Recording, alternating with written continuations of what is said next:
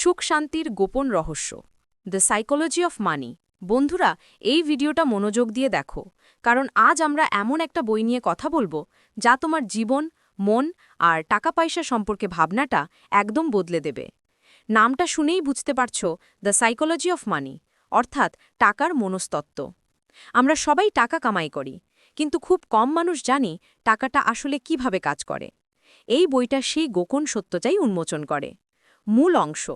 অধ্যায় ১। টাকা মানে বুদ্ধি নয়, আচরণ, অর্থাৎ বিহেভিয়ার ওভার ইন্টেলিজেন্স। লেখক বলেন, financial success is not a hard science, it's a soft skill where how you behave matters more than what you know. অর্থাৎ তুমি কতটা জানো সেটা নয়, তুমি কেমন আচরণ করো সেটাই তোমার ভবিষ্যতের টাকা নির্ধারণ করে। উদাহরণ, অনেক শিক্ষিত মানুষও ঋণে ডুবে থাকে, আর অনেক সাধারণ মানুষও ধীরে ধীরে ধনী হয়ে যায়, কারণ তাদের মাইন্ডসেট আর ডিসিপ্লিন ঠিক থাকে। অধ্যায় ২। টাকায় শান্তি আসে, বিলাসিতায় নয়। টাকা সুখ দেয়, কিন্তু সেটা তখনই যখন তুমি টাকাকে ফ্রিডম বানাও, প্রিজেন না।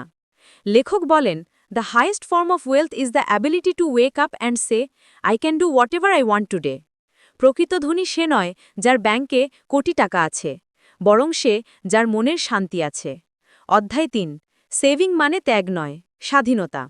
Saving is the gap between your ego and your income. অর্থাৎ তুমি যত কম ইগো দেখাবে, তত বেশি টাকা বাঁচবে।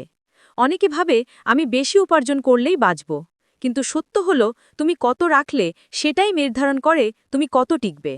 অধ্যায় ৪। রাগ, হিংসা, আবেগ অর্থের সবচেয়ে বড় শত্রু। Controlling your emotions is the real financial super power. অনেকে হিংসা থেকে বেশি খরচ করে, আবার কেউ রাগে বা দুঃখে ইম্পালসিভ ডিসিশন নেয়। এই আবেগগুলোই আমাদের পকেট ফাঁকা করে দেয়।